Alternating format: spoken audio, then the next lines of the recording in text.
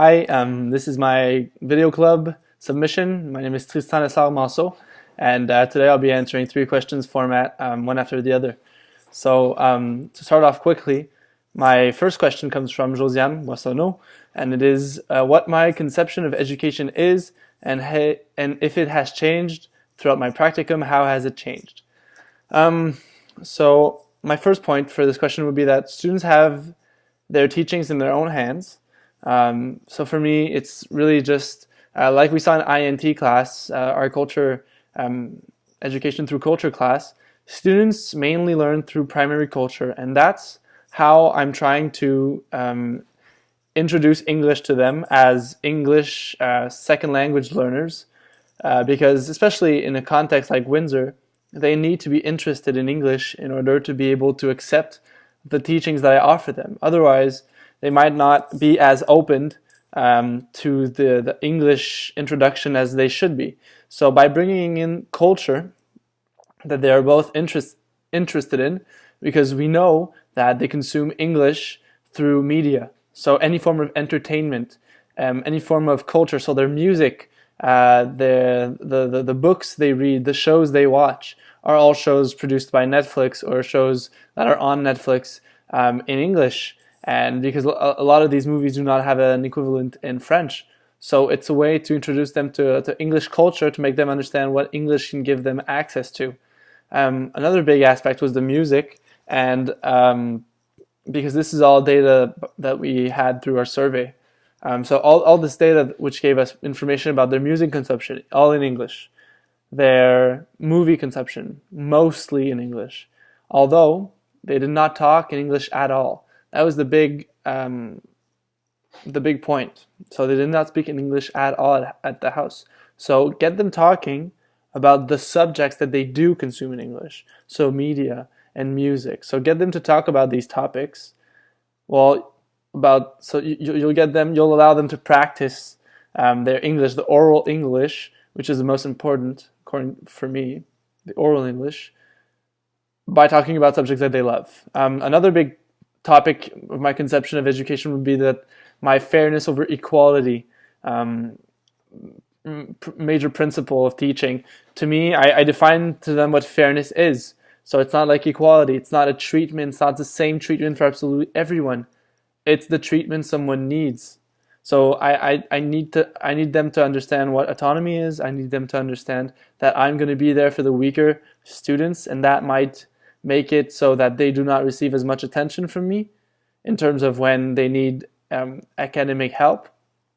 I'll help them for any sort of topic, but sometimes what I mean by this is sometimes I made the stronger students pair up with the weaker students. So while the stronger students might not have as much attention as the weaker students do, they also have a lot of learning experiences by teaching to the weaker students. And this has proved out to be useful when I had a project at Stonessa where I paired one weak student and one strong student with the other. Unfortunately, it could not be completed as thoroughly as I wanted to because one student had to leave for a few classes, so she changed teams. But for the few classes that were there, I saw a little of improvement in terms of the major notions that I had taught, and that the stronger student was able to introduce to the weaker student. So this pretty much covers my conception of education. It's very in general, as a summary, really letting stronger students have more autonomy in the classroom, notably in teams where they can help weaker students, give them that confidence, and also just having introduction of English through culture, by getting them to talk about stuff they love, by making them read information about topics and hobbies that they love in English. So what did I find? This is the second question now. What did I find were the most challenging aspects of my practicum? First of all, and this was not, I was not expecting this at all, the physical aspect of the school, basically. So this covers, and I'll go into more details once I cover all the topics. This goes to class location. Also that the teachers admitted that in the school there wasn't enough airflow for the students. So I felt like there was some sort of air deprivation. There was enough oxygen in the air. It was very heavy air. So not a very good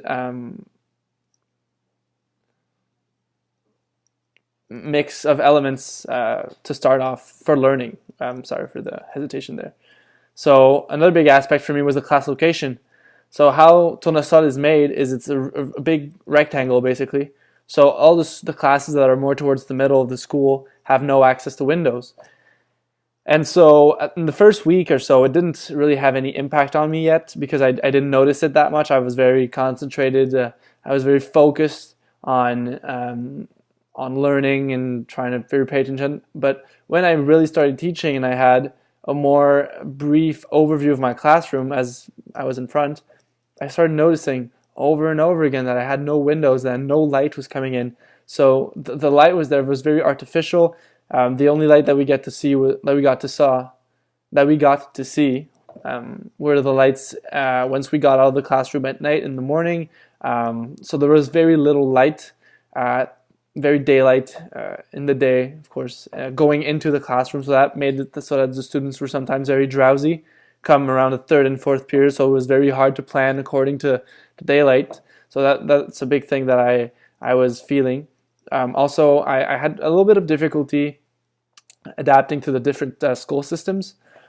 So we never got any login information for the computers. So we had to always ask permission to have access to printers, photocopiers.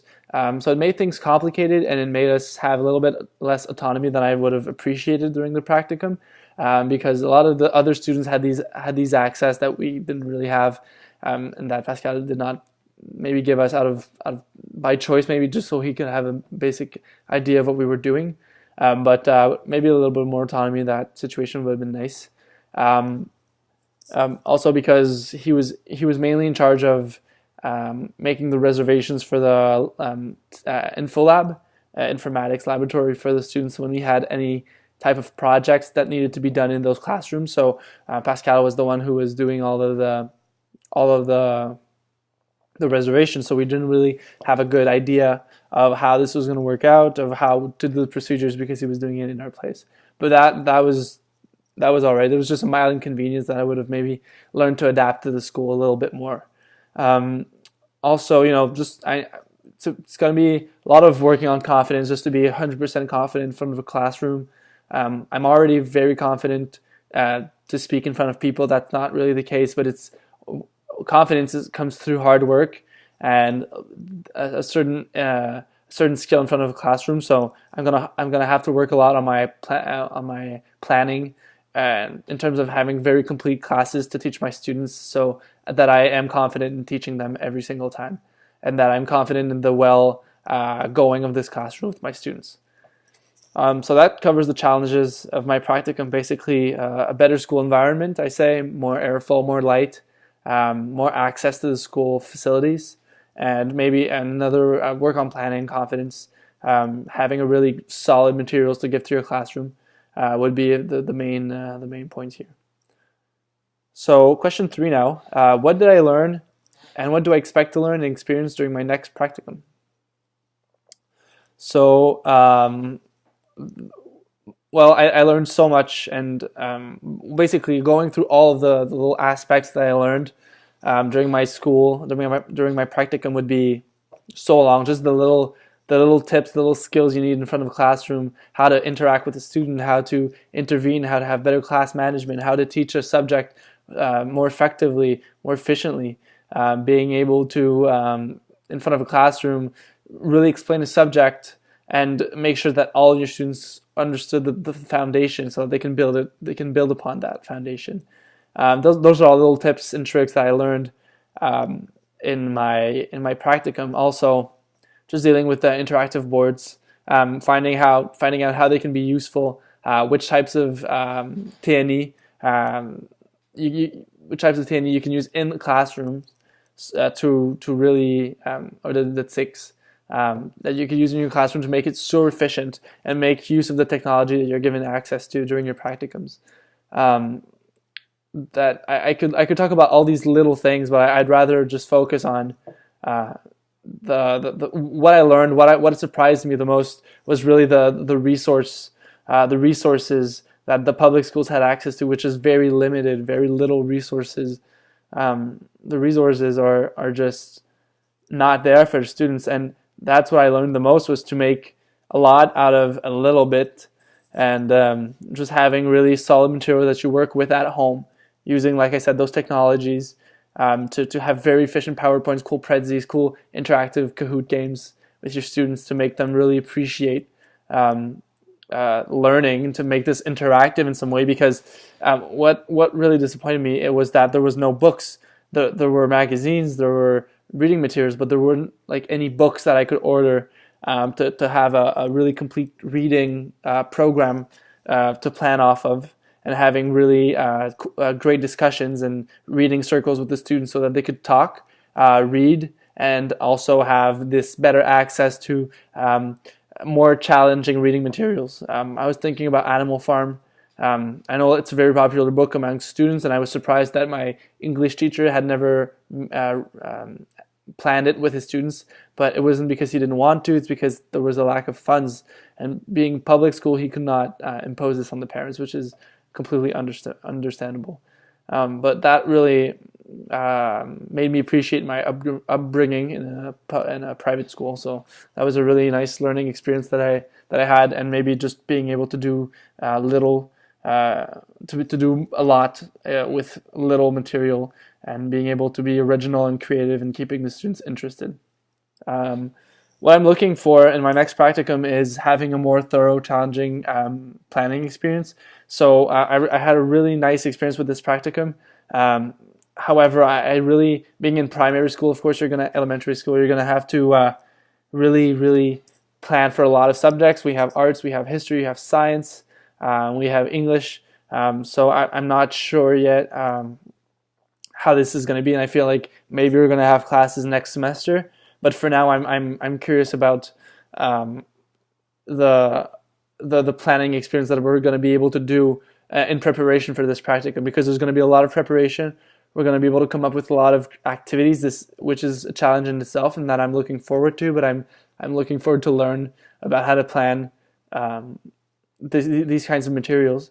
So that's something that I'm looking forward to a lot in terms of learning experiences, being able to plan efficiently, being able to plan complete and really thorough and really challenging for me and the students, materials that could get them really hooked and interested in English.